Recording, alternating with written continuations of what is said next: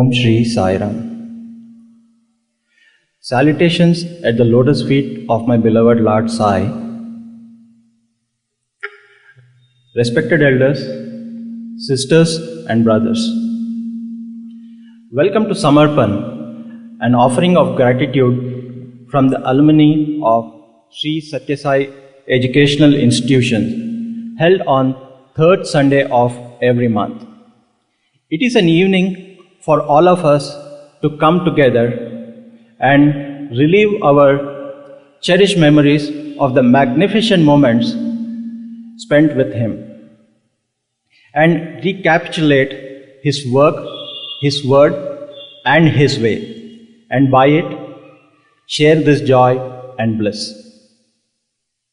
This month happens to be the 26th edition of Samarpan, and we have alumni from Visakhapatnam offering Samarpan title, My Life is My Message. We are really fortunate to have them here, and the brothers will share the experiences, the love of Bhagwan through narration, audiovisuals and multimedia presentation. This program is unique in a way that there is not much of literature available about Bhagwan's early life, the birth and the early days in Patha Mandiram. What you will see and hear today, probably you will not have heard that before or seen that before. That's why it's unique. And this is one of the editions of Samarpan that we all have been eagerly waiting to see. And we are in for a veritable treat for the body, mind and soul. Without taking too much time, we will start this program. Let us start this program with a song. Pujintamu mana saini, jaya saini, sarveshuni, jagadeshuni. Pujintamu mana saini, jaya saini, sarveshuni, jagadeshuni.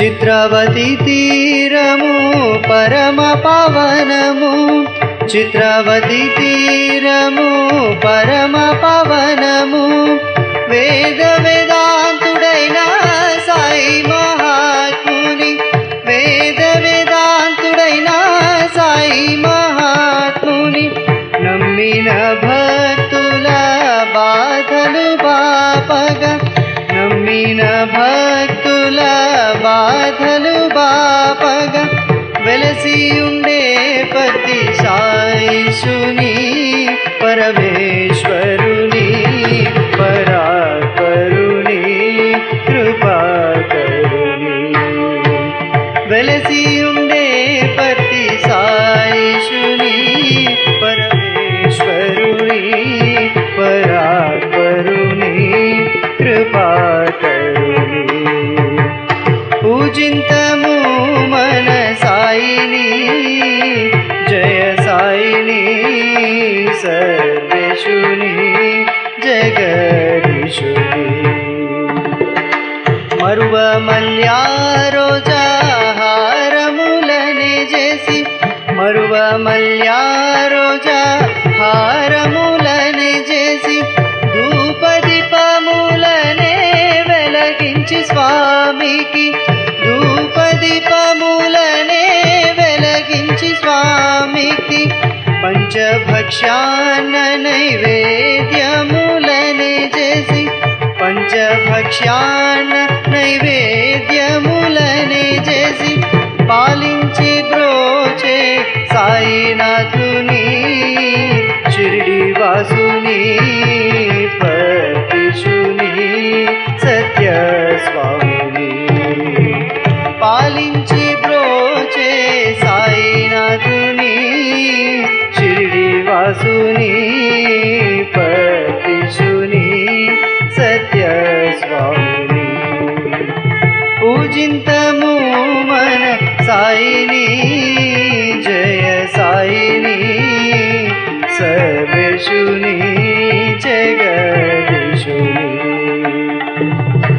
భక్తవత్సలని పాదమే గతియని, భక్తవత్సలని పాదమే గతియని భజనల చేసి భక్తి శ్రద్ధలతో భజనల చేసి భక్తి శ్రద్ధలతో వందనములు చేసి వరములనే వేడి వందనములు చేసి వరములనే వేడి మంగళములు పాడే జయ హారతి మంగళారతి ముత్యాలారతి కర్పూరారతి మంగళములు పాడి జయ హారతి మంగళారతి ముత్యాలారతి కర్పూరారతి పూజింతము మన సాయిని జయ సాయిని సర్వేషుని జగదీశుని సర్వేషుని జగదీశుని సర్వేషుని జగదీశుని. Here you will see Srimati Peddabottu with our beloved Lord Sai. To understand the significance of that event, let us go back in time about 100 years ago to Shirdi. The lady kneeling at Swami's feet is Srimati Gali Sarada Devi, the only human being in the history of mankind to see two avatars. Yes, she has seen both Shirdi Baba avatar and Sathya Sai avatar. Swami called her Peddabottu and Shirdi Baba called her Gori. One day, she requested to be given mantra upadesh. Shirdi Baba replied, "You are young yet. I will give you upadesh when you grow older." When she was 29 years old and prayed to Baba, he shouted at her with anger and kicked her on her chest with his right foot. With tears of dejection, she laid down under a tree. It was very late at night when Baba came to wake her up and took her to the Lendi garden. He said, "My child, I could not sleep in Dwaraka Mai when you were lying out here without food since morning. I have brought you here for I have want to tell you something, but first you must eat." He stretched out his hand with his palm and said, "Allah Malik hai." And 2 chapatis and a lemon-sized kova appeared in his hand. Baba said, "I will tell you something, but before that, you should hold my feet and promise me not to tell anyone." With pounding in her heart and anticipating the much-awaited mantra upadesh, she did as he told her. Baba told her, "Gori, I will appear in Andhra with the same name of Sai Baba, but in another avatar. Then again you will come to me. I'll keep you with me and give you joy." She was ecstatic in joy and said, "I am blessed, my Lord. This is my greatest fortune. Should I not reveal this fact to anybody?" Baba confirmed, "No, you alone will see my second avatar. No one else will. After you have seen me in my second form, you may tell this to others when the occasions arise." Thus, Peddabottu was perhaps the only person to see 2 avatars in one lifetime. And as a footnote, I might also add, she has written a book called Peddabottu, an autobiography. If you have not read it, probably you should read it, because there are a lot of very, very good instances, and some of the things that she says are, really out of the world, and I really suggest reading that. About the same time, in the village of Kolimiguntla in Andhra Pradesh, famous for Behara Buddhist caves and the lovely Venugopala Swami temple on the hills, the pious Subbaraju had 2 visitors, Kondamaraju and his son Pedda Venkappa Raju from Puttaparthi. They had some lands there on long lease. Kondamaraju found the place infested with thieves and then convinced Subbaraju to shift near Puttaparthi, where it was much safer. Subbaraju had a daughter, Namagiri Amma, and Kodamaraju agreed to take her as his daughter-in-law. This is Karnataka Nagapalli, close to Puttaparthi. This is the house where Subbaraju lived with his daughter Namagiri Amma. And this is the well where she used for drawing water for their home needs. Kondamaraju did not quite like the name Namagiri Amma, so he changed her name to Ishwaramma. Ishwaramma was blessed with 3 children when Swami was born. She was a bit concerned. First, there was a mysterious light that entered her body near the well when she was drawing the water. Then, the instruments playing on their own at home, and sight of a huge cobra under the sheets where the baby was placed. To add to her concern, her newborn was absolutely still. He made no noise. So she pinched his cheek and was rewarded with a radiant smile which reassured her all was well. This is truly a rare photo of Puttaparthi with the house where Swami was born in the background. The photo was supposedly taken around the time Swami was born. So this is very authentic photo. When Swami was about 10 years of age, Sathya formed the Pandhari Bhajan group in the village of Puttaparthi.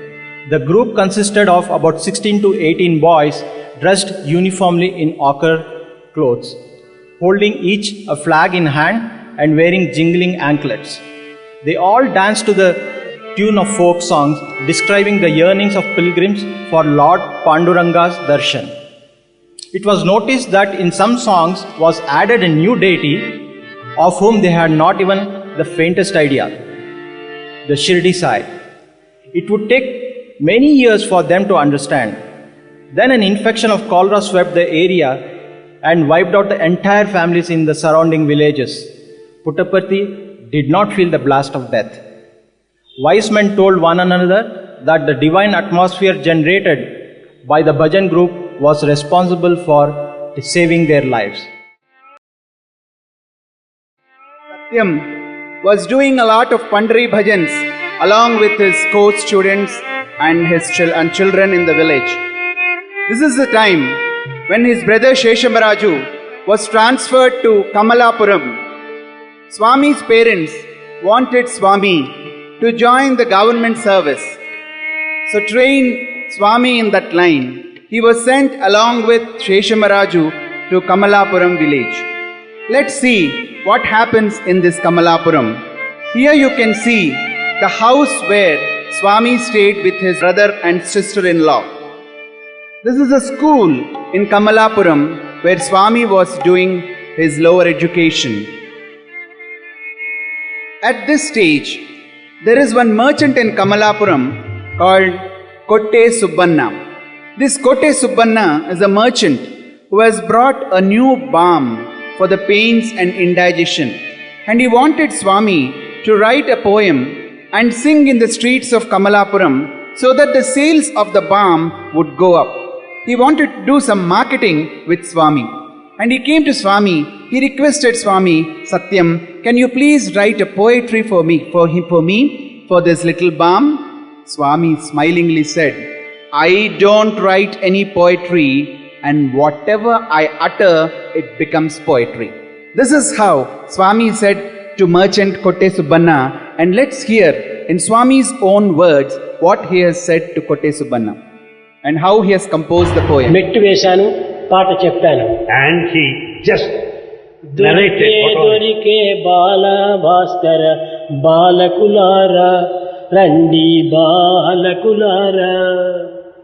Oh boys, come here. We could have this new medicine, Balabhaskara. కడుపుబ్బురము కాళ్ళవాపులు చేతి మోదులను చెడుగుణముండి అజాగరూక పోషణ నుండి అకృత్పిల్హ వ్యాధుల నుండి అజీర్ణ విరేచనముల నుండి అఖండమగు బాగా పరిచేయండి బాలకులారా రండి బాలకులారా. Oh boys, come here. Take this Balabhaskara. It will give you relief అంతవరకు from all ఆయనకేం kinds of తృప్తి pain, కాలేదు. the joint pain. అది ఎక్కడ అని అడిగేరన్నా, If you ask where it is available, అదిగదిగో కొట్టే Subbanna, there is the shop of Kotte Subbanna. అంగడి ఎందే దొరుకును అన్నా. It is available there. బాలకులారా, Oh boys. రండి Come బాలకులారా. along here, boys. ఈ విధంగా వాడు కాస్తే వాడికి పండితజీ గోపాలాచార్యుల పవనమైన టానిక్ కన్నా బాలకులారా రండి బాలకులారా. It is an excellent tonic which has been accepted by Gopalacharya. ఇవన్నీ Hearing this is the house where Swami lived in Kamalapuram. Hearing to this song, the leaders of the Communist Party in that region, they approached Swami and they asked Satyam, Swami, you write a song for our Communist Party. For Swami, all are alike, whether is theist or atheist, they are all his children. And out of love, Swami wrote a poem to the then Communist Party, which also hints at the Indian independence. Let's hear to this song. ఏడువకు పసిబాల ఏడువకు తండ్రి, ఏడిస్తే నిన్ను భరత వీరుడనరయ్యా, జో జో. It was the finest piece of lullaby. Oh my dear child, don't cry. If you cry, you cannot be a warrior, ever the citizen of Bharat. ఏడువకు పసిబాల ఏడువకు తండ్రి, ఏడిస్తే నిన్ను భరత వీరుడనరయ్యా, జో జో. హంతకుడు hitter అమర రష్యాపై దండెత్తి వచ్చినని జడిసి ఏడ్చితివా, జో జో. హిట్టరును చంపుటకు ఎర్ర సైన్యంబు వీరుడవు స్థాళీలు కలరు ఏడువకు, జో జో. ఐక్యతగా ప్రజలంతా చేరి పోరాడి స్వాతంత్రమును పొందగలరు ఏడువకు, జో జో. This is the poem written for them. From there, Sheshamaraju was transferred to Uravakonda. You can see this village Uravakonda. There is a big hillock. The hillock looks like a serpent's head. Therefore, it's called as Uravakonda or Uravakonda. And Swami had to join the school along with his brother in Uravakonda. His brother is a teacher there. This is the school where Swami was studying in Uravakonda. You can also see the classroom in Uravakonda. Swami used to lead the assembly in Uravakonda. It was a Sanskrit song and Swami used to sing every day in the assembly and lead the assembly. Let's hear to the lovely song which Swami used to sing those days in assembly. अहरह तव आह्वान प्रचारित सुनिशित उदारवाणी, अहरह तव आह्वान प्रचारित सुनिशित उदारवाणी,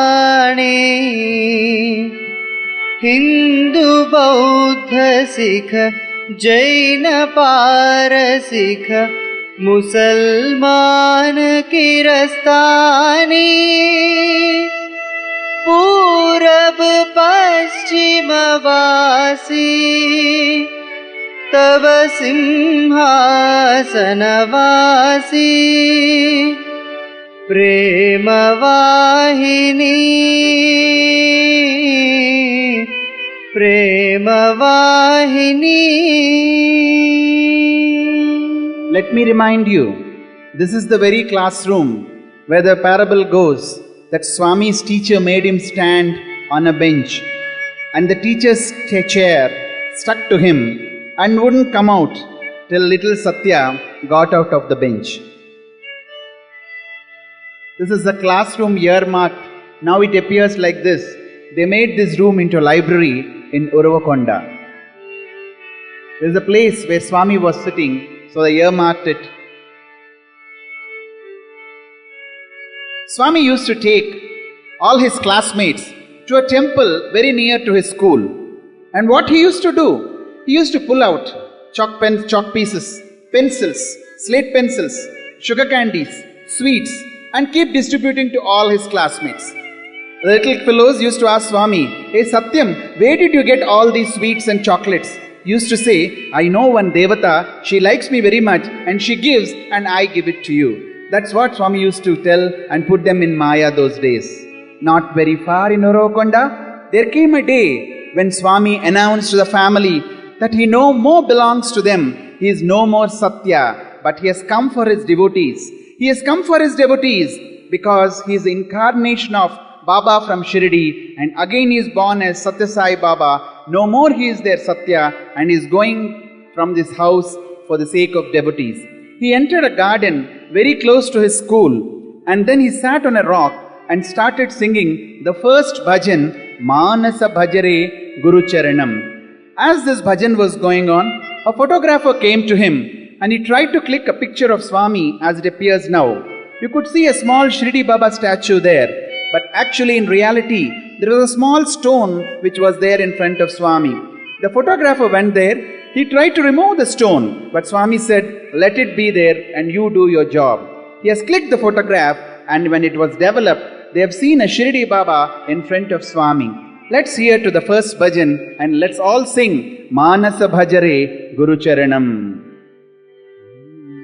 Manasa Bhajare Guru Charanam. Manasa Bhajare Guru Charanam. Dustara Bhava Sagara Taranam. Dustara Bhava Sagara Taranam.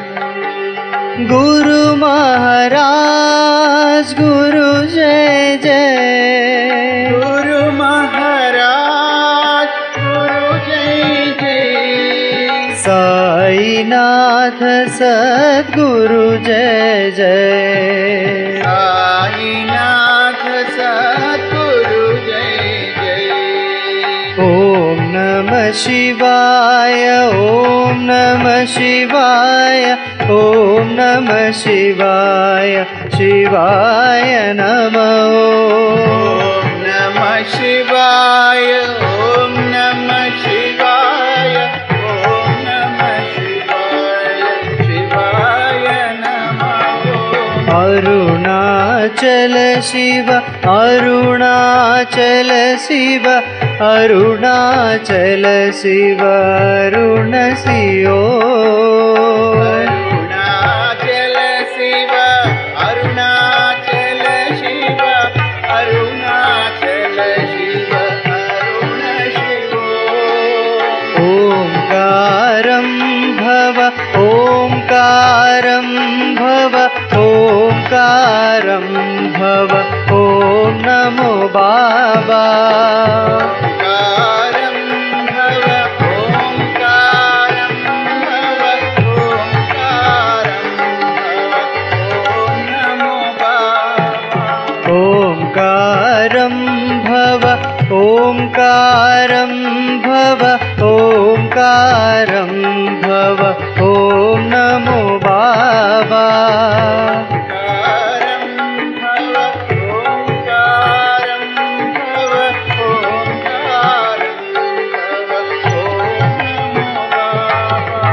Manasa Bhajare Guru Charanam. Dustara Bhava Sagara Taranam.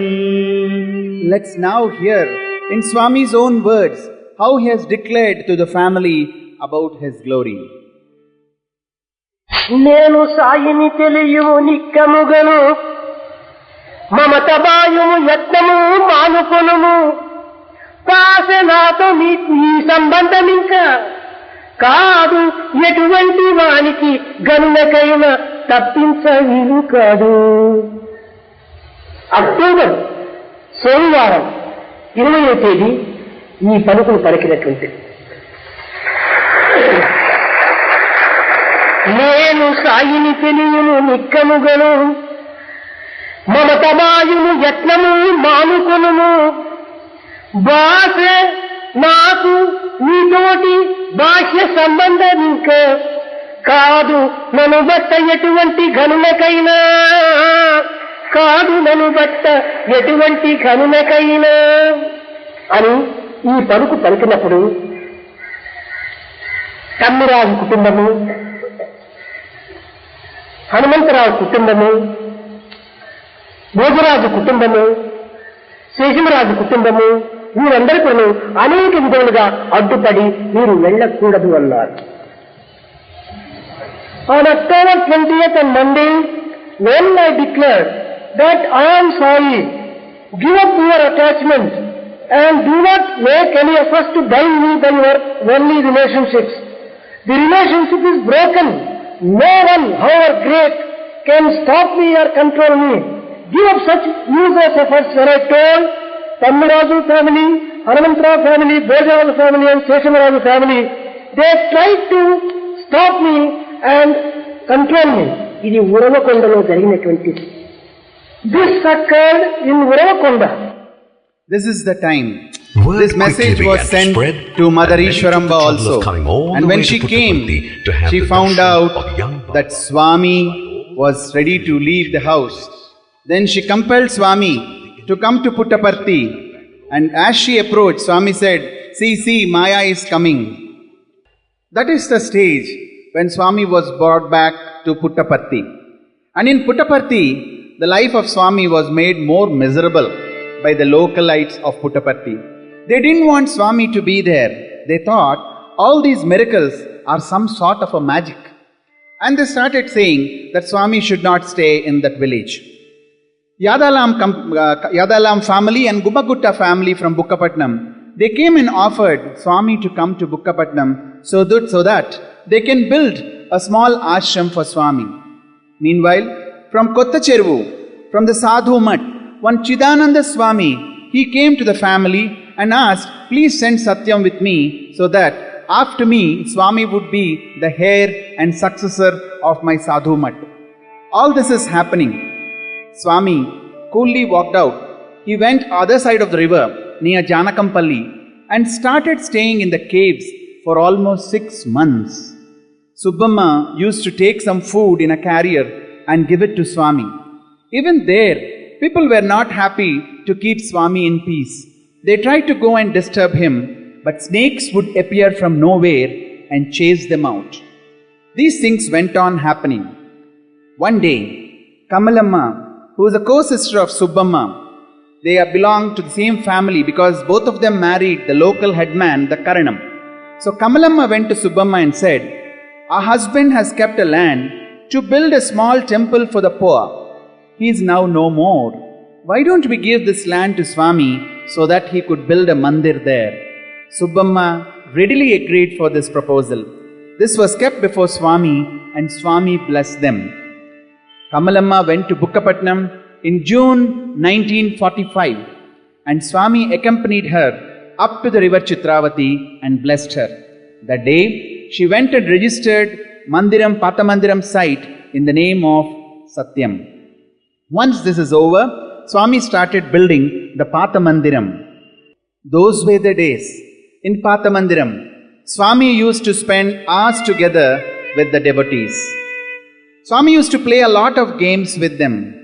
He used to sing songs.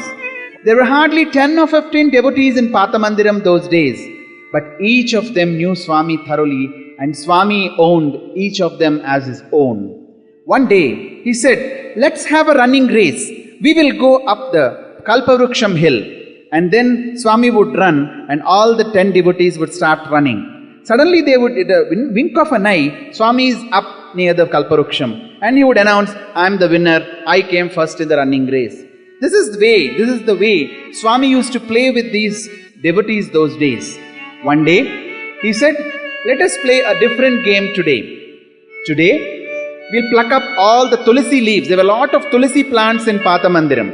So he said, we'll pluck all the tulsi leaves in a basket and we will make a garland. The garland should be of my height. Swami said, the garland should be of my height. All of us will make garlands and whoever makes the garland first will be the winner.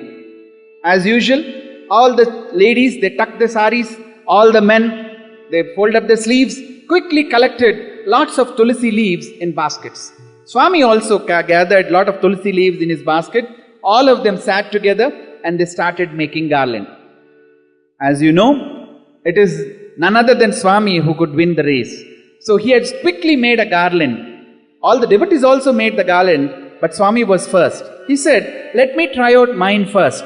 And he put the garland to himself and with the exact height of Swami. So devotees, naturally, they felt very sad. They said, "Swami, always you win, and what is the use of playing game with you?" He said, okay, don't get disheartened. Now let us play a different game. Anyway, you have all made tulsi garlands.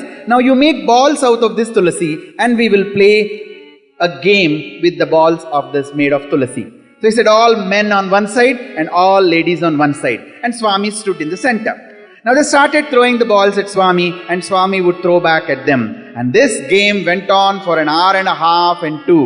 Finally, all the devotees, they became very tired. They said, "Swami, we are tired now.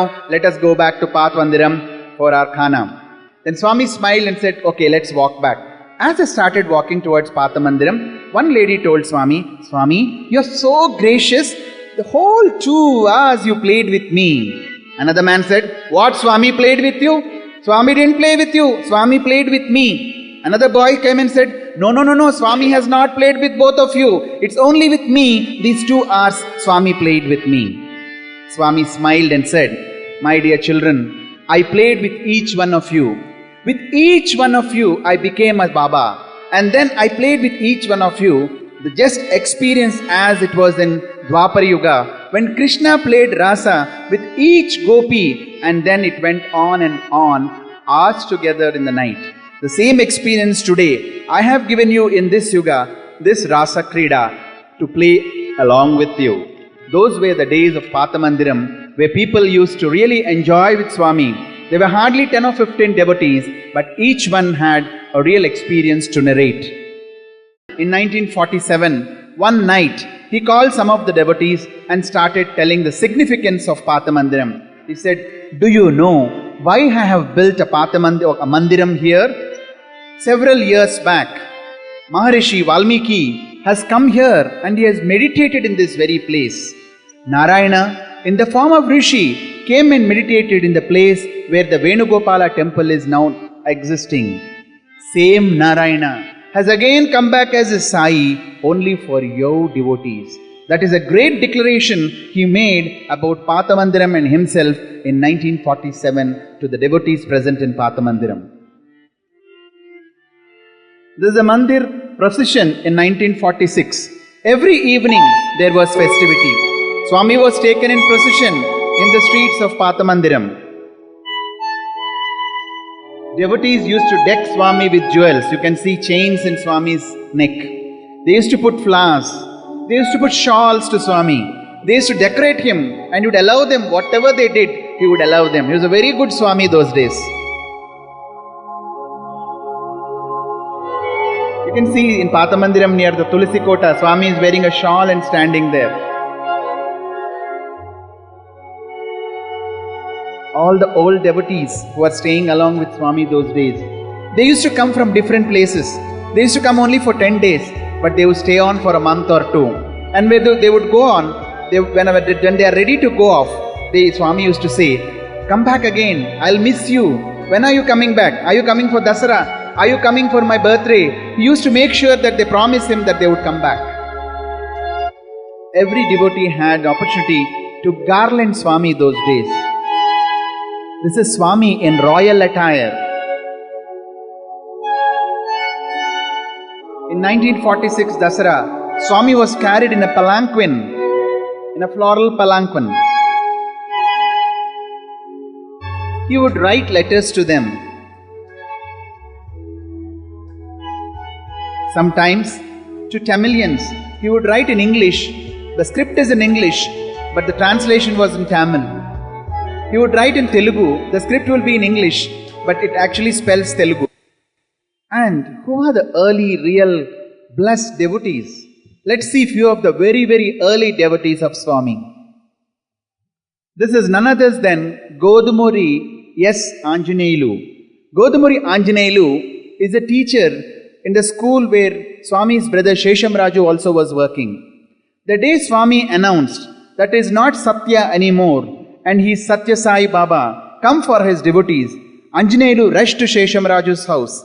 He saw Swami, the brightness in his eyes, and said, "Yes, he is not Satya, he Sai Baba come for the mankind and immediately prostrated at Swami's feet and said, I am your devotee and today onwards I believe that you are God.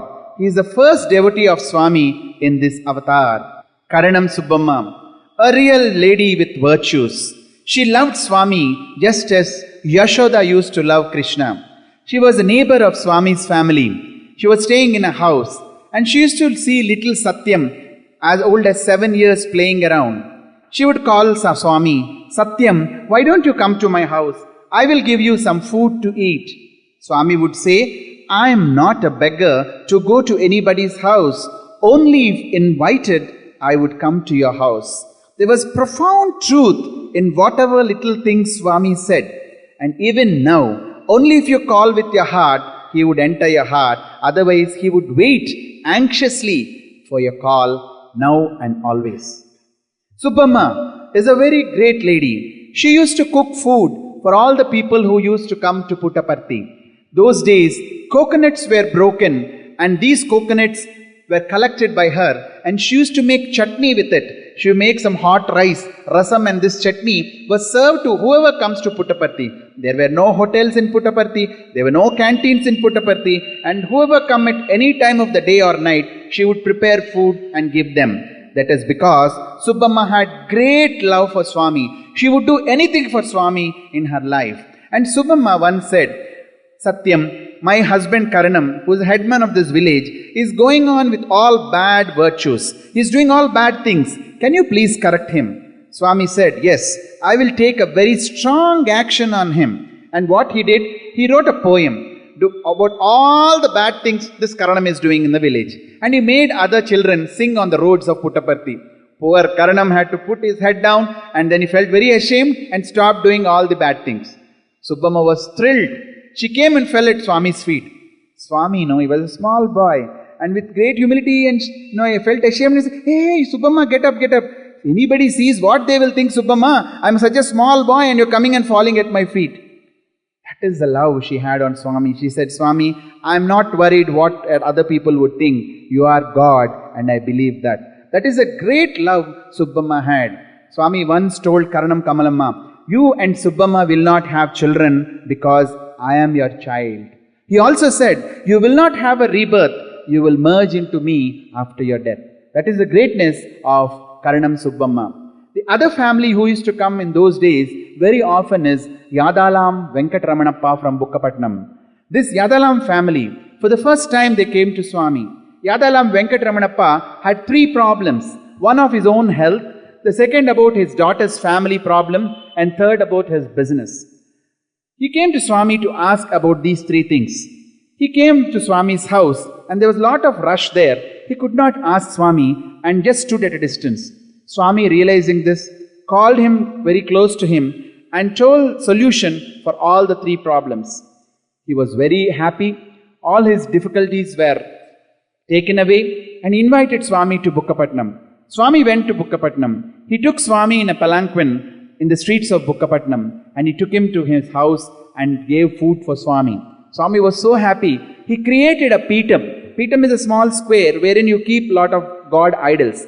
And he said, there is no requirement of me giving you any idol because I will come and stand in the center of the Peetam. On one side of my body is Parvati and the other side is Parameshwara and I will protect you and your family. That is a great varam Swami has given to this Yadalam family. Whenever people used to come from distant places, they had to stay overnight to reach Puttaparthi. So these Yadalam people used to give them food. They used to arrange bullock carts to go to Puttaparthi from Bukkapatnam via crossing the Chitravati river.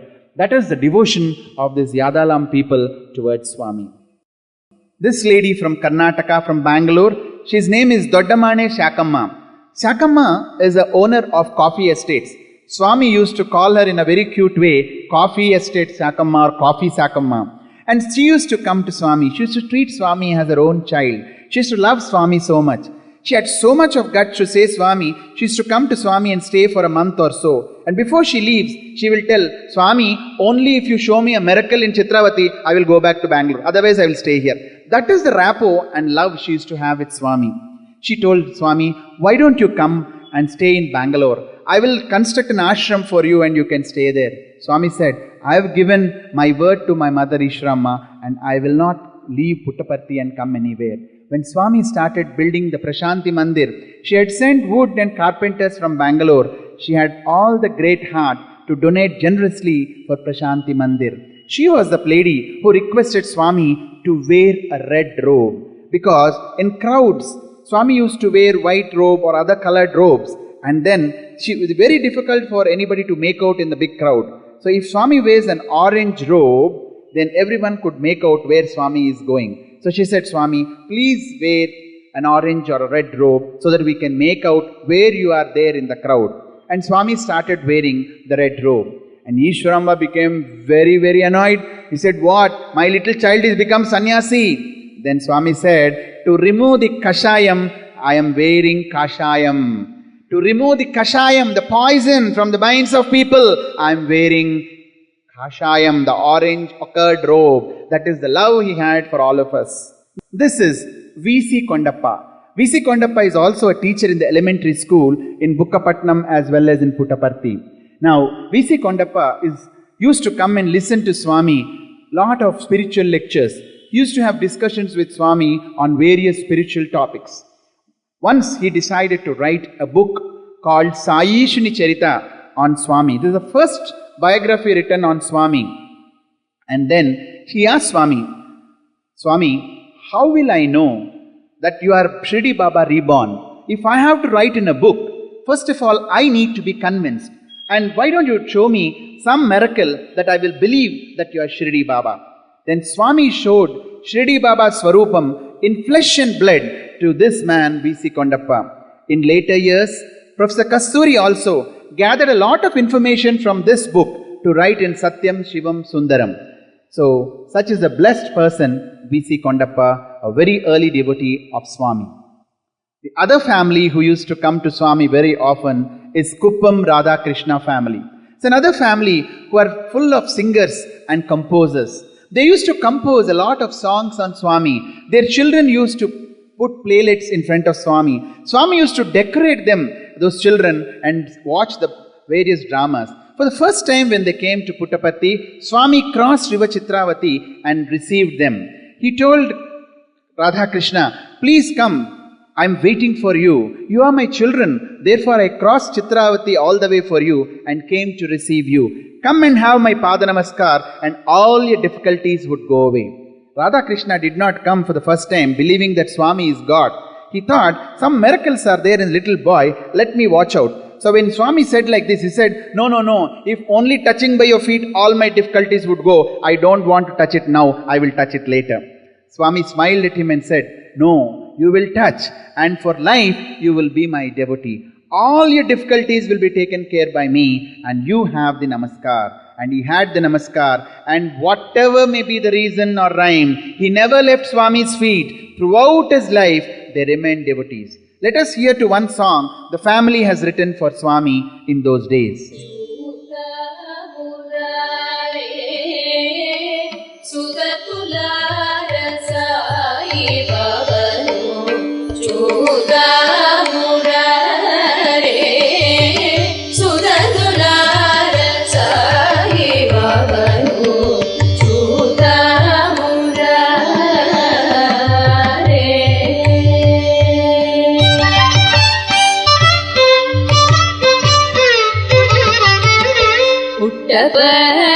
పురమునందు భక్తజనుల భవనమందు ముక్తినిచ్చెదనను చూతాను ముఖ్యముగా నిలిచినాడట చూతామురారే.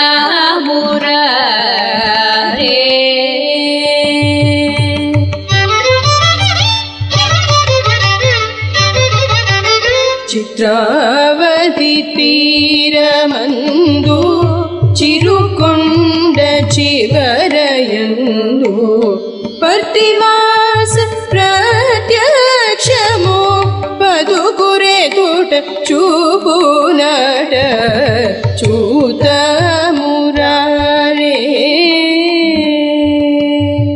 And then about Chitravati. It's lovely. every evening he would take his devotees and go to Chitravati and do some miracle or the other.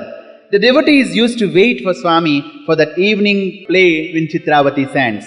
One day, he called one lady and then took out some sand from Chitravati and put it in her hand and said, "Eat it." The lady was astonished. She started smiling at Swami how she would eat the sand. Swami said, "Eat it." And then when she opened the palm, it was a hot Mysore pak and not sand anymore. That is the love of Swami, the game Swami used to play in Chitravati days. Once, Swami used to go every day to Chitravati, and an old lady used to emerge from a hut, and she used to give tulsi leaves to Swami every day. After a few months, Swami felt very happy with her, and he said, "Why don't you also accompany the crowd to Chitravati?" So she also accompanied Swami.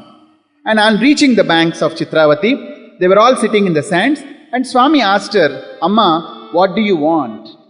The old lady, in a very shy pattern, very quietly told Swami, "Swami, I want a photograph of my husband.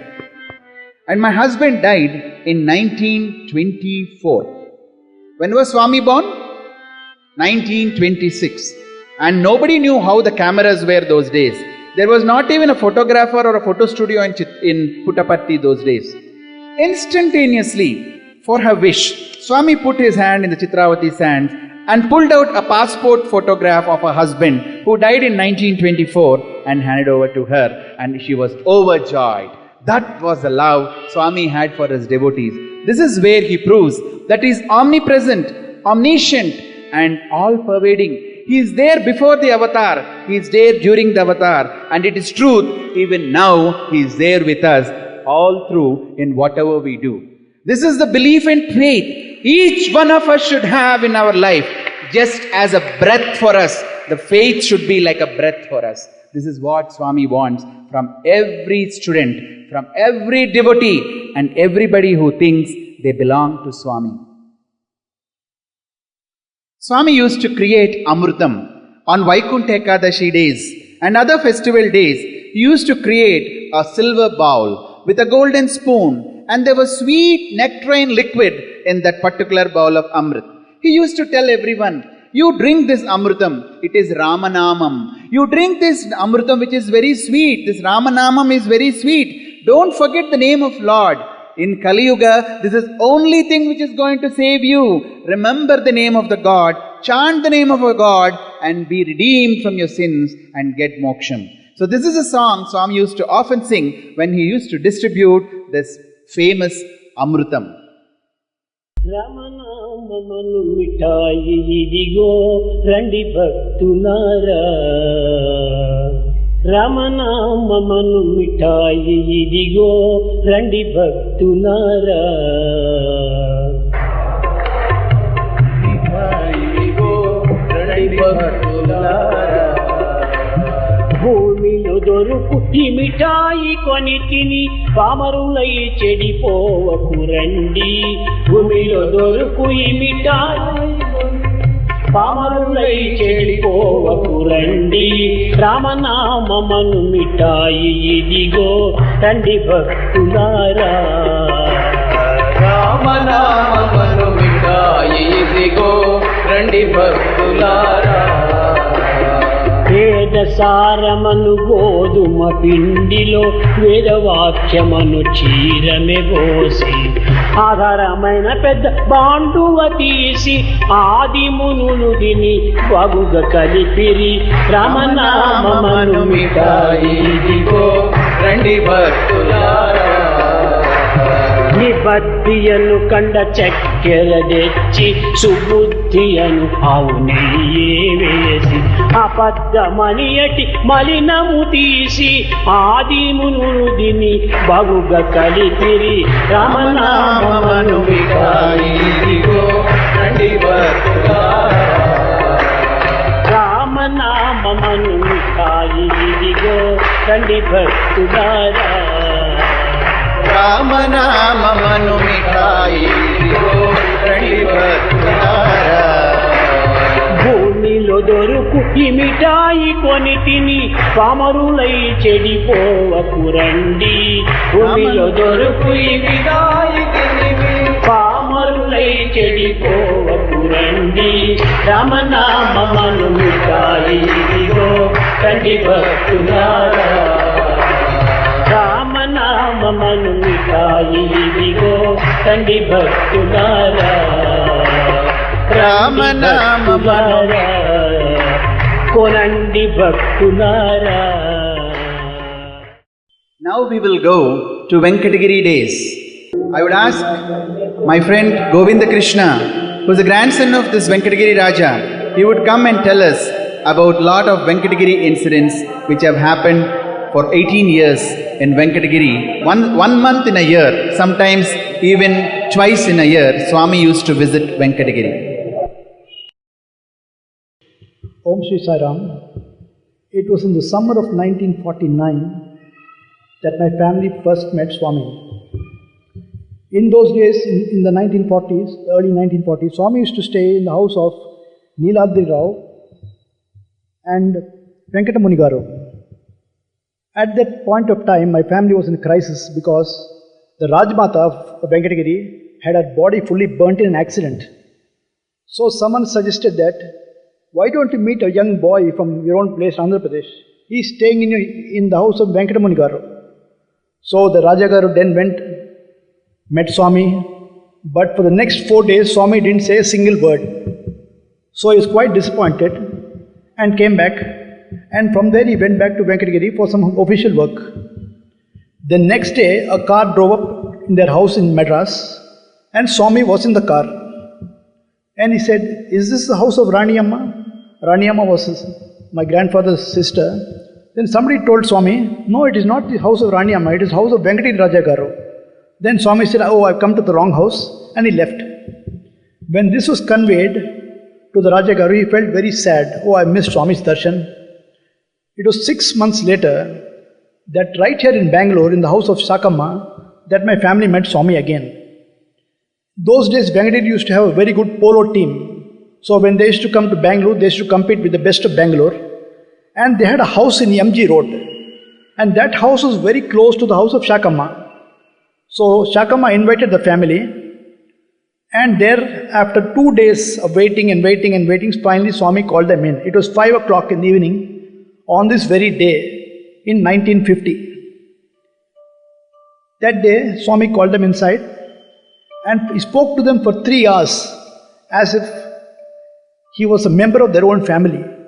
And from that day till now, 5 generations of our family have been very, very fortunate to receive his love and blessings. After many visits to Prashantalinam, the Rajagaru invited Swami to come to Venkatagiri. After they met Swami for the first time, they knew here is somebody so young, so innocent, but very, very so divine. So when they went to Puttaparthi, they expected same adulation and devotion from the others.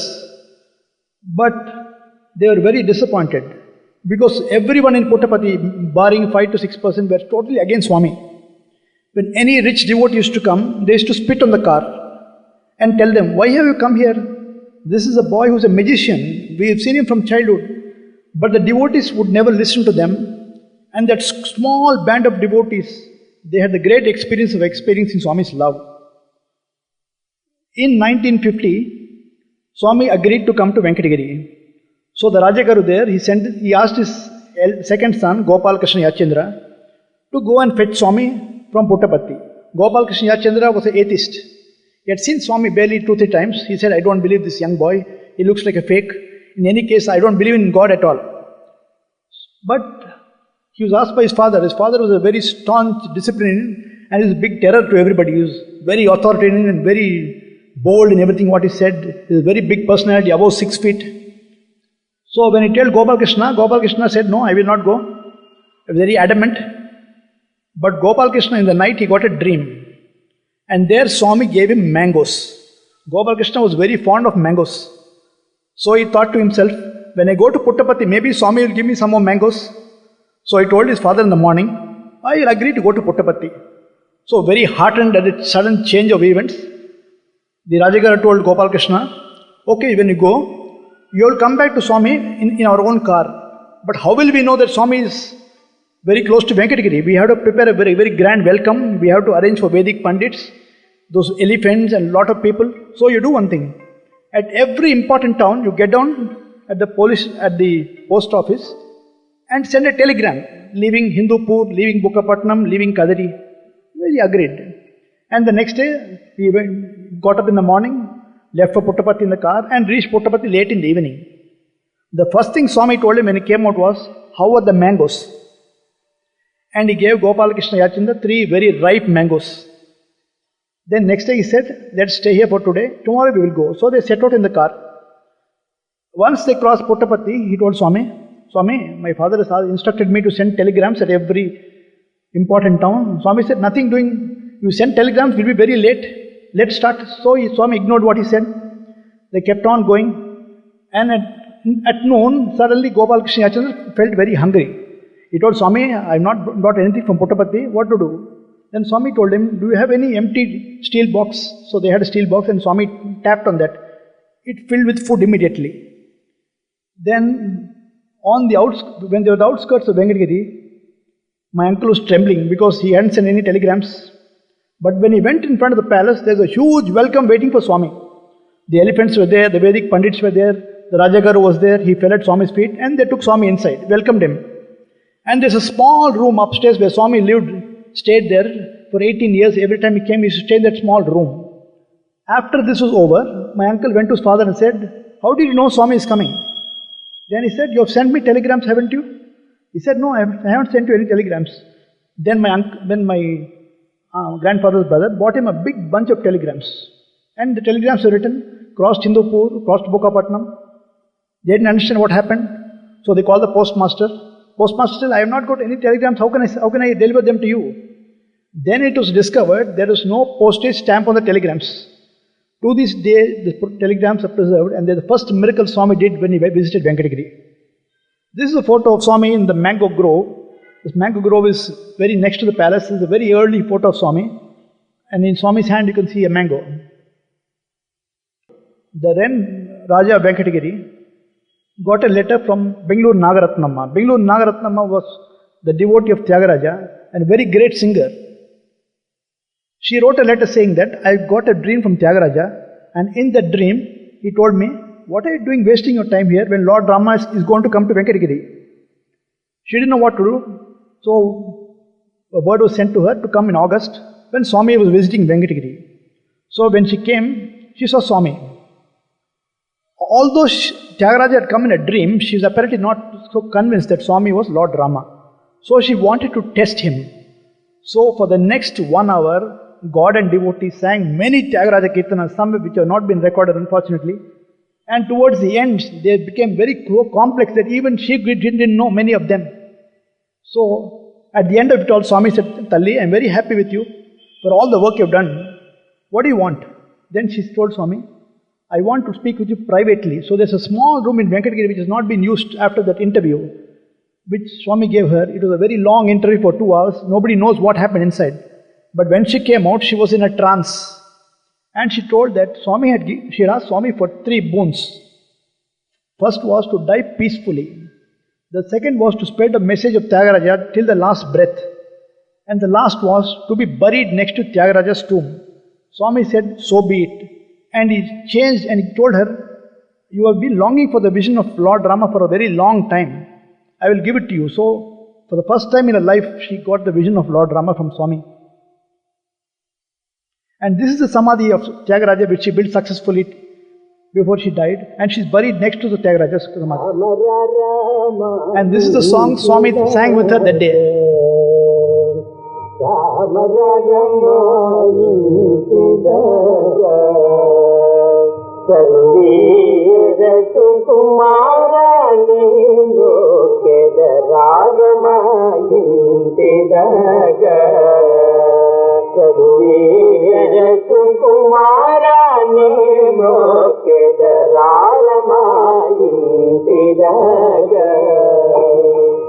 Radha Dasharatha కుమార నన్నేలను రారా దశరథ కుమార నన్నేలను రారా దశరథ కుమార నన్నేలను రారా దశరథ కుమార నన్నేలు కూరా నీ తాళలేరా ప్రారమాయింటిదగా రఘువీర సుకుమారానే గోచర రారమాయింటిదగా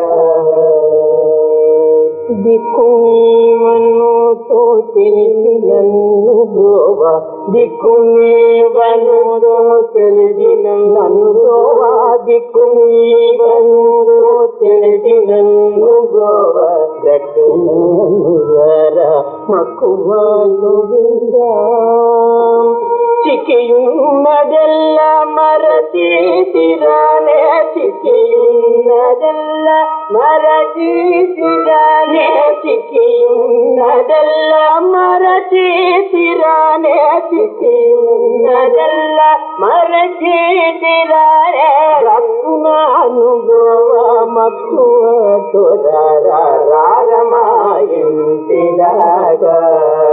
రఘువీర సుకుమారాన్ని మోకెద రారమాయింటిదాగా.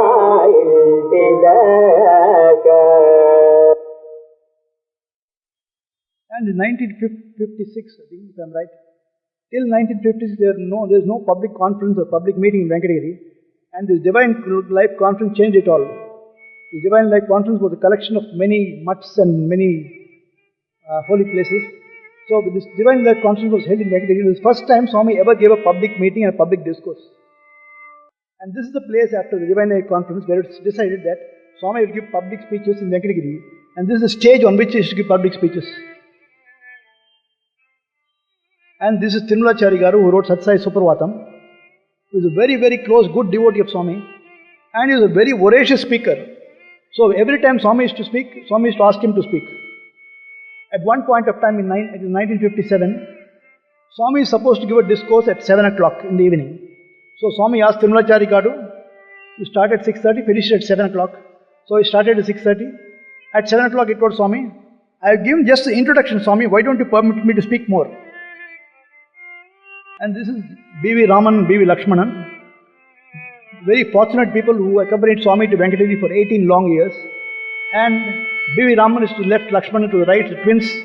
And B.V. Raman used to come with Swami in the car. And in Venkatagiri, whenever Swami used to stay, he used to stay for 1 month, 15 days, 20 days. Every day, morning and evening, he used to give Swami a bath. And in the evenings, before Swami slept, he used to anoint Swami's hair.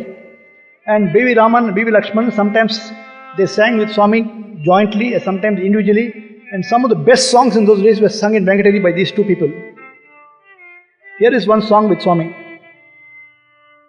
Ramananu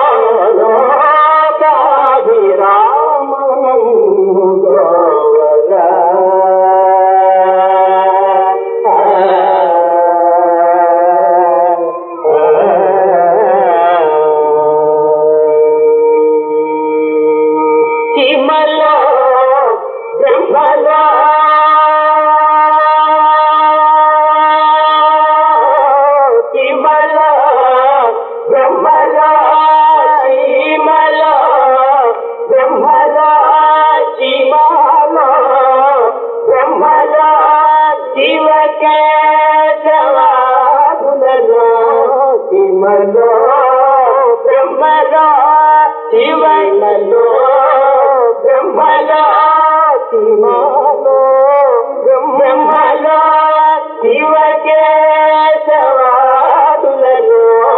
శివలో బ్రహ్మలో శివకేశవాదులలో శివలో బ్రహ్మలో శివకేశవాదులలో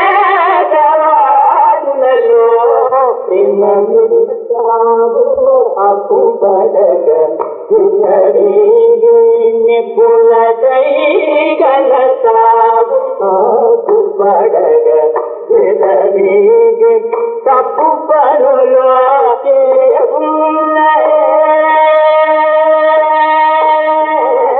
తప్పు పనులు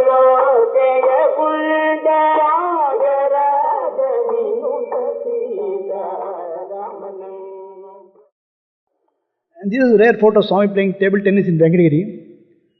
Once when he was playing table tennis, the cricket match in Chennai was going on between West Indies and India. And my family was very cricket crazy, so they told Swami, we're missing this match, what to do? Swami said, put the radio on, you will hear it. But the radio, when they switched it on, there was no signal. For the next 15 minutes till the radio came on, Swami gave a live commentary of the match. West Hall was bowling, Vijay Hazare was batting. He went on and on till the radio signal came on. And this is a very, very special photo in Venkatagiri, this Pada Puja. Pada Puja was performed just 5 times. 5 times even during the 18 years. And this is Pada Puja. In the morning at about 10 to 11 o'clock, the entire family used to sit around Swami. And this Pada Puja was exclusively meant only for the Raja and Rani Gar. They used to worship Swami. So they used to put Swami's feet in the golden plate, rub it with sandalwood, rose water, again wash it again. It used to go on for 1 hour.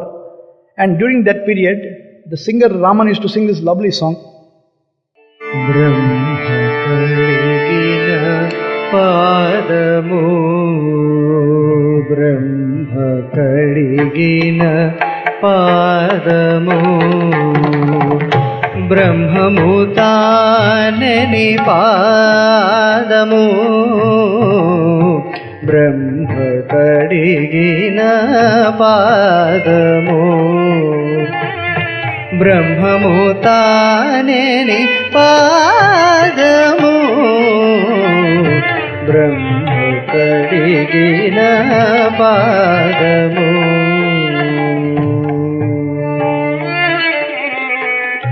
చలగి వసుధ గొలిచిన నీ పాదము, చలగి వసుధ గొలిచిన నీ పాదము, బలితల మోపిన పాదము,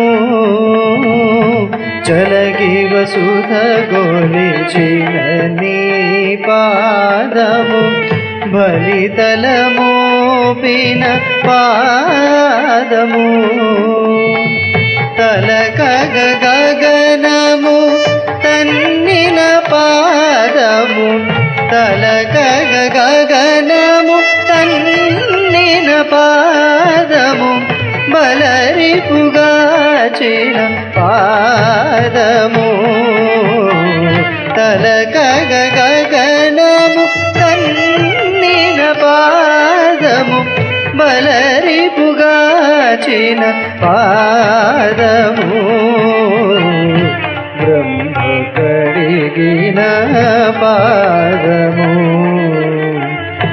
బ్రహ్మము తానేని పాదము,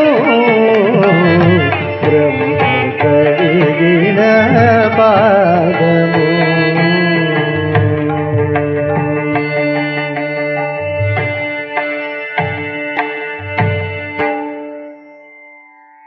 Near Venkatagiri, in the outskirts, there is a place called Jinkalbavi, means the place where the deer used to gather. And in those days, there's a big well there, and around it there is a lot of sand. Swami used to take the family many times to this place to talk and joke. Sometimes he used to sing songs. One day, it was very cloudy, it was about to rain. He said, let's go to Jinkalbavi. Then the family said, Swami, it's raining. No, you come, he said. He took everybody there. There at about 9 o'clock in the night, you can see that lantern there, there's no lights. He created this beautiful Rama idol from the sands.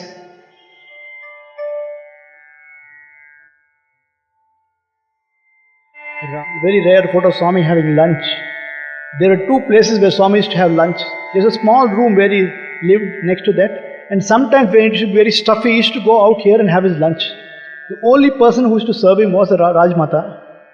And sometimes all the families used to sit around Swami. They used to have lunch after Swami had his lunch. And some very rare occasions, which are very treasured by all of us, he used to give them food from his own plate. Everybody knows Rama Sharma for that famous statement he made to Swami. Swami, was your birth Prasava or Pravesha? Rama Sharma was a school teacher, Telugu school teacher at Venkatagiri, and he used to write many letters to Swami and wrote many songs. And each letter he used to get a reply from Swami always. And that letter used to start, Dear Rama Sharma, how are you? Blessings from Swami.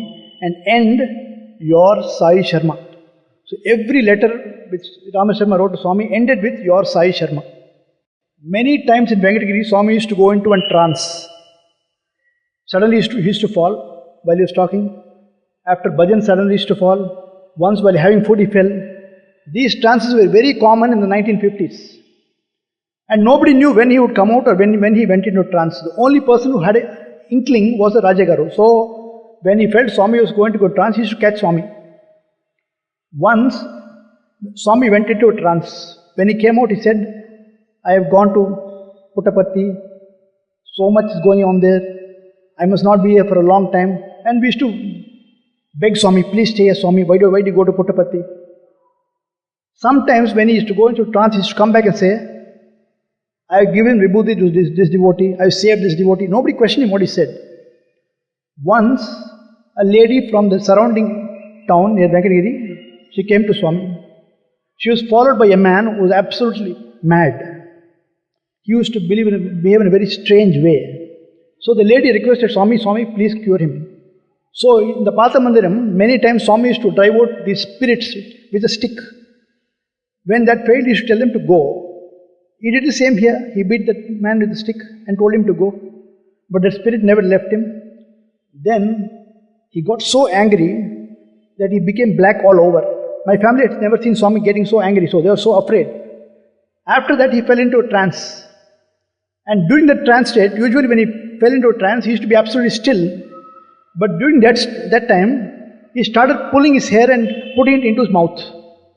This is a very strange thing, never happened.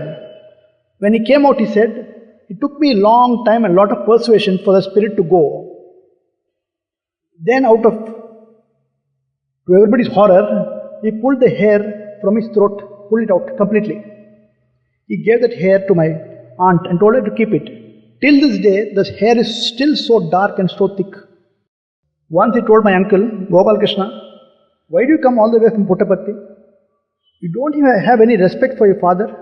You have no respect for your father. How can you have respect for me? So in many ways he taught us. And this is one of the many lessons we learned. Once in 1954, my uncle went to Puttaparthi. And in those days, Swami used to have this white Fiat car. My uncle had heard from many people that Swami used to travel from Puttaparthi to Brindavan in 1 hour. Very fast. So he told Swami, you're traveling to Brindavan in 1 hour. Why don't you teach me driving? I will try to travel to Venkatagiri in 3 hours. So Swami said, we will see. So still, although Prashantani was built, many of Swami's belongings were still in the Patha Mandiram. So he told him one day, Gopal Krishna, let us go to Patha Mandiram, and went with him in the car along with the driver. After staying in the Patha Mandiram some time, Swami told him, let's go back. But this time he told the driver, you come walking, I will go with him in the car. So Swami sat at the wheel. My uncle sat next to Swami. As soon as he turned the key, the car took off like a bullet. It went so fast. It went uphill, and suddenly, to my uncle's horror, Swami removed his hand from the steering wheel. A couple of yards later, he removed his legs from the pedal. My uncle was sitting next to Swami. He was so terrified. He told Swami, you are forgetting I have a family. Then this car went so fast, it stopped right in front of the mandir gate. From that day onwards, my uncle had a very mortal fear of travelling with Swami. And this was the Yajna in 1964, which Swami performed in this very ancient Shiva temple in Venkatagiri. And before that Muhurtam was fixed. My family had to invite a lot of Vedic Pandits. Somehow they did not know anything about Swami and they questioned the wisdom of inviting Swami for this big yajna. But when the yajna started, Swami started clearing all their doubts. And we should tell them whenever they chanted the Vedas in a very wrong way. Some of these people had met Ramana Maharshi and the Paramacharya of Kanchi. So one day they told Swami, you don't have any knowledge of the Vedas. How are you able to interpret them so clearly? What is the difference between you and those great people like Ramana Maharshi and Kanchi Paramacharya whom we saw? Swami did not utter a word, but he gave a gesture like this. After many attempts, they asked Swami, what is the meaning of the gesture? He said, this means, I have come down in human form as God with all my powers. I didn't need anybody to tell me what to do. What I will happens. And this he means, all these great people who mentioned, like Ramana Maharshi and Paramacharya, they have risen to Godhead by their own effort. Let me end this section with this lovely bhajan Swami sang in Venkatagiri.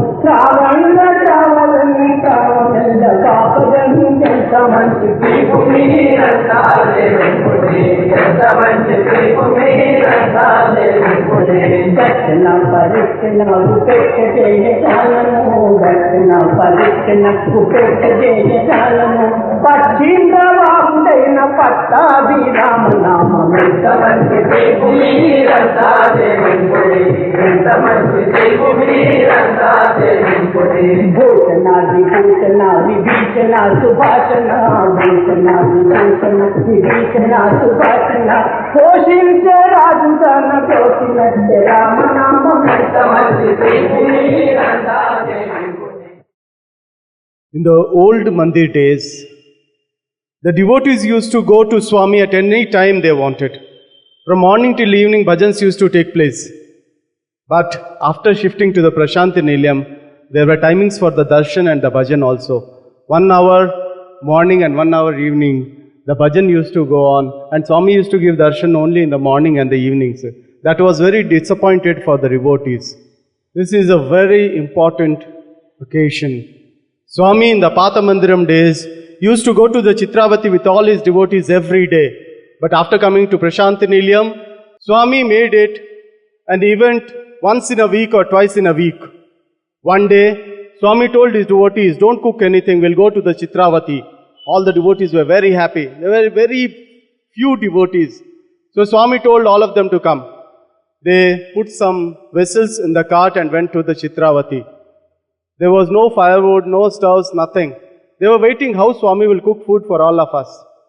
After playing for a lot of time in the sands of the Chitravati, up and down on the hills and everything, it was 11 o'clock in the night when they felt very hungry. They asked Swami, Swami, we are hungry. Then Swami told, okay, let us arrange all the vessels in a line. And they put all the lids on the vessels. And then Swami took a stick. And then he started mumbling on each and every vessel, telling rice, rasam, sambar, paisam and everything. And there was mumbling voice which was coming out from those vessels as if food was being cooked. Then Swami said, food is ready. The aroma from the food started coming out and these people were feeling more hungry. Swami, we want to eat it. Then Swami said, there are no leaves, how to eat? Then all were searching for it. Then Swami said, two of the boys, you go to the right side. One pond will be there and there's lotuses are there. Get the leaves of the lotuses. They went to the pond and got the lotus leaves. Those leaves were as big, such a big ones that one can be seated on it. Swami arranged the leaves in a row and told everyone to sit on that, near that. And he himself put each and every item on the leaves. And these people, full to the brim, they ate and they could hardly move and go to Prashanti Nilayam back. Next day also they could not move. After coming for darshan, they were full. Then looking at their faces, Swami said, "Oh, what happened? Yesterday you had a feast, no? So you are like this." That was not a feast, it was the divine feast which was sent from the heavens, he said. This is a greeting written by Swami to all his devotees. Forget me not, God is above, below and around you. Truth is God. Do think of God. Be happy. With blessings, Sri Sathya Sai Baba on the 5th of June 1957. This is a photograph taken in Kerala when Swami allowed all the devotees to put garlands on him. After the garlands were put on him, the photograph was taken. This is the letterhead of Swami stating, Bhagwan Sri Sathya Sai Baba Prashanti Nilayam Puttapatti, Bukkapatnam PO, Penukonda Taluka, Anantapur district. A very important event in the lives of all the devotees of Swami. Once Swami came for darshan and he saw everyone was quiet. There was not even a single voice which could be heard. Swami was very happy. He said, "How come? All are so silent. Even the ladies are silent," he said. He felt so happy. Then he told, "Okay, I'll tell you a story."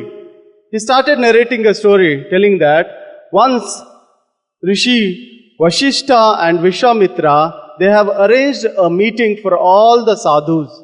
Many of the sadhus have attended and they were giving discourses. Vishwamitra felt very happy that he was invited for that, and he said to Maharshi Vashishta that he wants to give off his Dwadasha Punya Phala, the Dwadasha Vratam which he had done, the Punya Phala which he got for that 12-month Vratam which he did, he wanted to give it to Vashishta.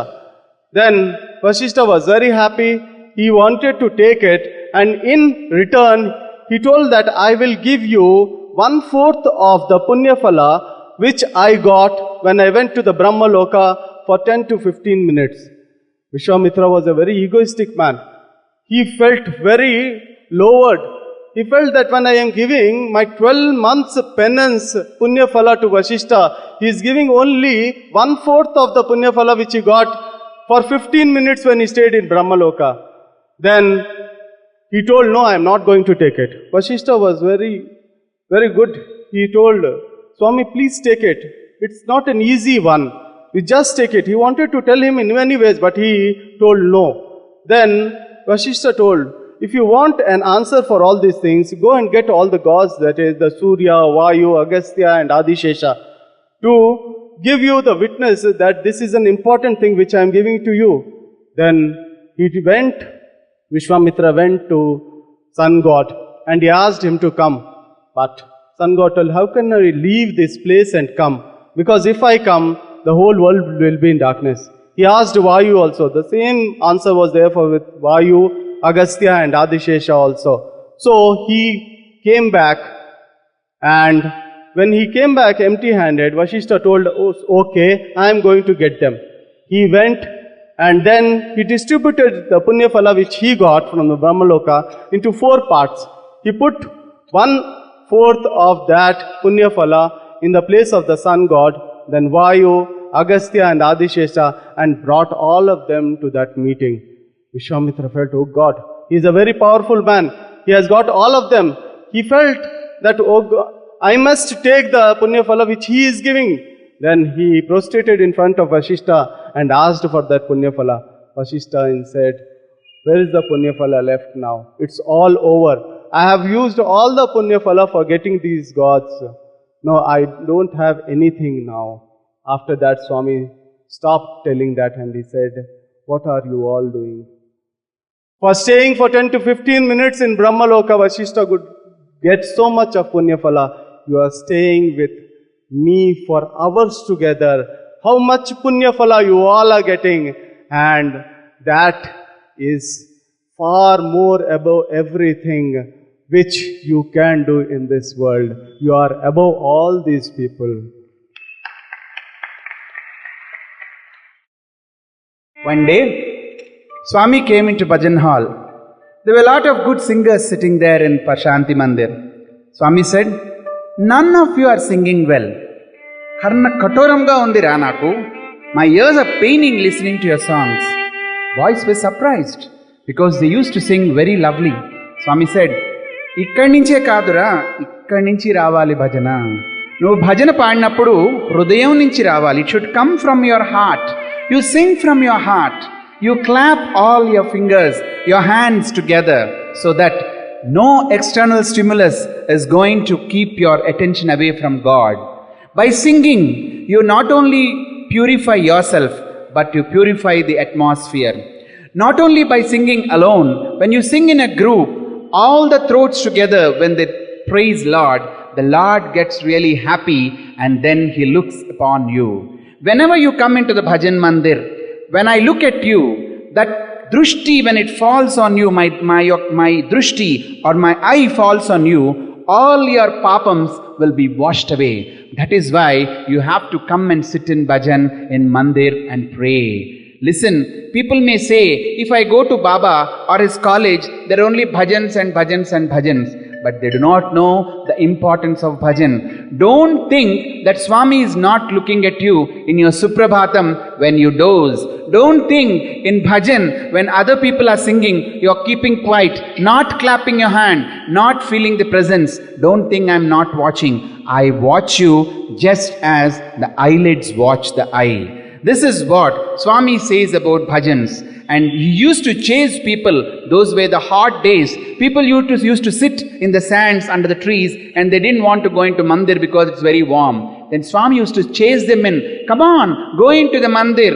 Only if my drushti falls on you, all your papams will go. Sing the name of Lord, because that is the only thing which is going to redeem you of this rebirth. This is way Swami used to explain about the bliss of bhajans. Let us listen to bhajan of Swami and follow the bhajan in the way Swami had said.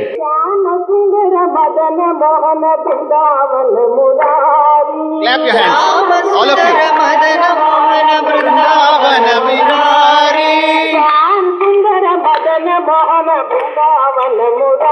Swami is looking at you, so please do the bhajan in the correct way.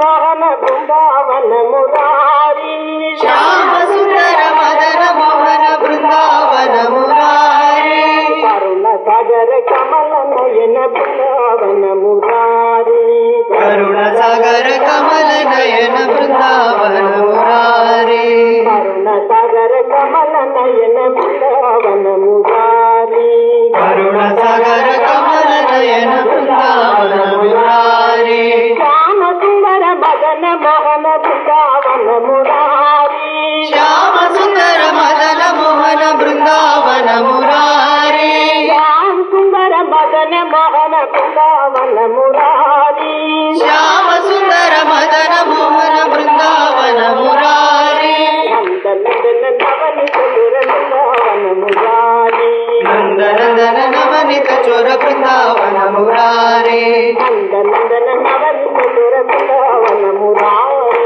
నందనందన Navanitha చోర బృందావన మురారి శ్యామ సుందర మదన మోహన బృందావన మురారి శ్యామ సుందర మదన మోహన బృందావన మురారి కరుణ సాగర కమల నయన బృందావన మురారి కరుణ సాగర కమల నయన బృందావన మురారి కరుణ సాగర కమల నయన బృందావన మురారి కరుణ సాగర కమల నయన బృందావన మురారి శ్యామ సుందర మదన మోహన బృందావన మురారి శ్యామ సుందర మదన మోహన బృందావన మురారి నందనందన నవనిత చోర బృందావన మురారి నందనందన నవనిత చోర బృందావన మురారి శ్యామ సుందర మదన మోహన బృందావన మురారి శ్యామ సుందర మదన మోహన బృందావన మురారి నందనందన నవనిత చోర Brindavana Murari. Let's hear what Swami has message for us today. రూపనామం రెండు కూడాను కల్పితమే కానీ అవి సరైనటువంటివి కాదు. భగవంతునికి ఎట్టి మార్పులు కూడాను ఉండవు. తాను సావులు పుట్టుక లేనట్టి శాశ్వతుడు, ఆది మధ్యాంతరహితుడు, అనాదేవాడు. అతను శాశ్వతమైనటువంటి ఆత్మస్వరూపుడే. అట్టి ఆత్మస్వరూపుడికి రూపనామములు కల్పించడము కేవలము మానవుడు యొక్క కల్పితములు, మానవుడు యొక్క భ్రాంతుడే.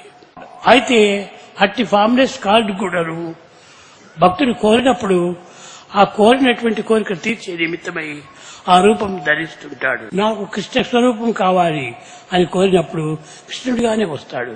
నాకు రాముడు కావాలన్నప్పుడు రామస్వరూపంలోనే వస్తాడు. రాముడు లేడు అక్కడ, కృష్ణుడు లేడు. కానీ ఆ భక్తుడి తృప్తి నిమిత్తమై ఆ రూపం ధరిస్తూ వస్తుంటాడు. కనుక భక్తులను తృప్తిపరిచే నిమిత్తమై భగవంతుడి రూపం ధరిస్తుంటాడు. కానీ అతనికి ఎట్టి రూపములు లేవు, గుణములే లేవు అతనికి. ఎట్టి గుణములు లేనటువంటి యొక్క భగవంతునికి గుణములు రూపములు మనం ఏర్పరచుకొని మనకు మనం తృప్తిపరుచున్నాము. రూపములన్నీ కూడాను అప్పటికైనా అనిత్యములే. నిత్య సత్యమైనటువంటి యొక్క రూపము ఆత్మనే. కానీ దీనికి అనేక రూపములు కల్పించి మీరే దాన్ని అనర్థములు చేసుకుంటున్నారు. అయితే అప్పుడప్పుడు శరీరం ధరించినప్పుడు ఆ శరీరాన్ని మనం ఆశించటము, పూజించటము, స్మరించటము అది సత్యమే. అది ఉన్నంత వరకును నీవు ఆనందంగా ఉంటుంటావు. తర్వాత నీకు ఆ సుఖం ఎక్కడి నుంచి వస్తుంది? ఈ సుఖము నీ భ్రాంతి నుంచి వచ్చినటువంటిదే కానీ మరొక చోటు నుంచి రాలేదు. అట్టనే శరీరంలో కొంతకాలం ఉంటుంటాయి, తదుపరి అనేక రూపములు ధరిస్తూ ఉంటాయి. ఇప్పుడు ఈ శరీరం కూడా ఉన్నది. ఈ శరీరంగా వచ్చినప్పుడు ఎన్నో మార్పులు చెందుతుంటాయి. ఇది ఇంకా కొంతకాలంలో ఈ శరీరం మీకు కనిపించకుండా పోవచ్చును. కానీ మీరు అప్పుడు బాధపడటం సహజం కాదు. తన స్వస్థానంలో తాను చేరుకున్నప్పుడు మీరు ఆనందించవలసిందే కానీ బాధపడకూడదు. కనుక శరీరమును ఎప్పటికైనా అశాశ్వతముడు, అసత్యముడే. దేహం కూరక తప్పదెప్పుడు, దేహి దయామయుడు, కరుణింపక దేహికి చావు పుట్టుకలు, మోహ నిబంధ బంధనలు, ముద్దలు లేవు. కనుక మీరు ఎప్పుడు కూడాను దేహాన్ని మీరు పెద్దదిగా శాశ్వతంగా భావించరాదు. ఆయా కాలంలో, ఆయా పరిస్థితులు, ఆ యొక్క సమయము, సందర్భంలో వచ్చినప్పుడు మాత్రమే ఆ దేహమును కనిపిస్తాయి. ఆ కాలం వచ్చినప్పటికీ తిరిగి ఆ యొక్క దేహములు కానీ ఆ యొక్క అనుభవములు కానీ ఏమాత్రం కూడా ఉండవు. కనుక మీరు దేహాన్ని సత్యమని భావించుకొని ఆ కృష్ణుడే కావాలి. ఏనాడో ద్వారకా నగరంలో జన్మించినటువంటి యొక్క కృష్ణుడు ఈనాడు నీకు కనిపించమంటే ఏ విధంగా కనిపించగలడు? ఆ దేహం ఉండినంత వరకు ఆ ద్వారక లోపల నడిచాడు, సంచరించాడు, సంతోషపెట్టాడు. ఇప్పుడు ప్రతి ఒక్క దీనికి కూడా బల్బులు ఒక పవర్ ఉన్నది. ఈ పవర్ అంతా కూడాను కొంతకాలం వరకే ఉంటుంది. అంటే అవతారములన్నీ కూడాను బల్బులు వంటివి. కానీ ఆ యొక్క పవర్ తగ్గిపోతానే ఆ బల్బ్ మీకు కనిపించదు. ఇతని అవతారములన్నీ కూడాను అనేక రకములైనటువంటి అవతారములు ఎన్నో వచ్చినవి. దానిని మాత్రమే మీరు స్మరించుకొని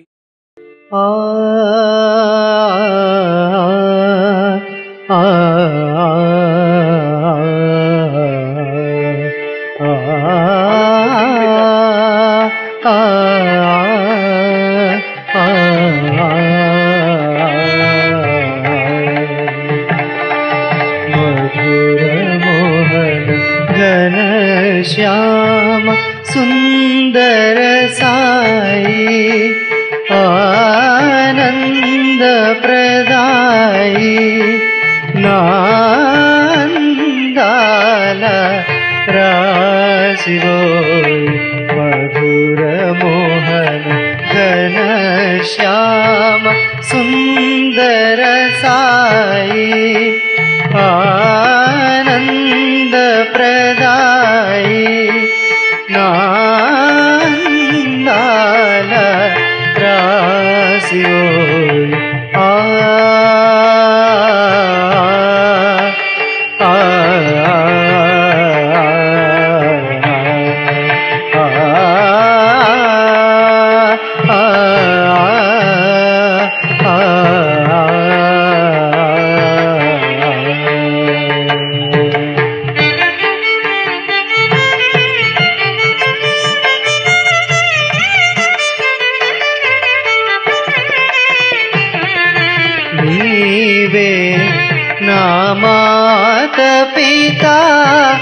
భ్రాతవే సదా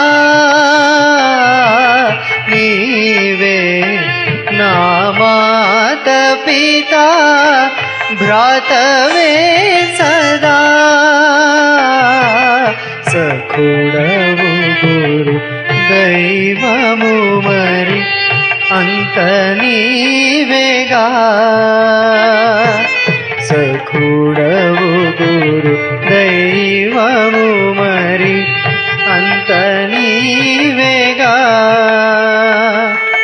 నీదే తనువు నీదే మనసు అంత నీదేగా నీదే తనువు నీదే మనసు అంత నీదేగా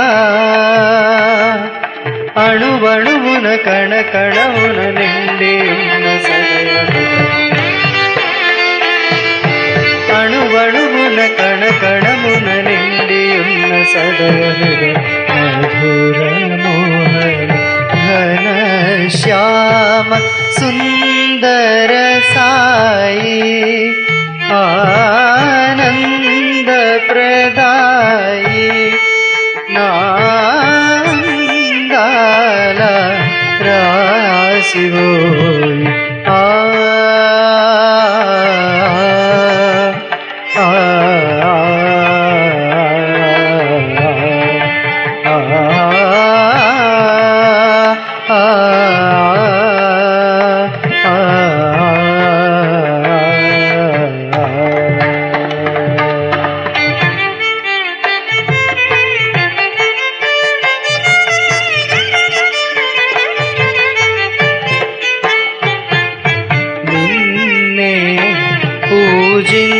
పూజించలేని కరములేలనో నిన్నే మరచి నిందలంచని జన్మమేలనో నిన్నే మరచి నిందలంచని జన్మమేలనో నిను తలవని నిను పిలువని జీవమేల జీవమేల నిను తలవని నిను పిలువని జీవమేల జీవమేల మధుర మోహన ఘన శ్యామ సుందర సాయి ఆనంద ప్రదాయి నాందాల రాశివోయి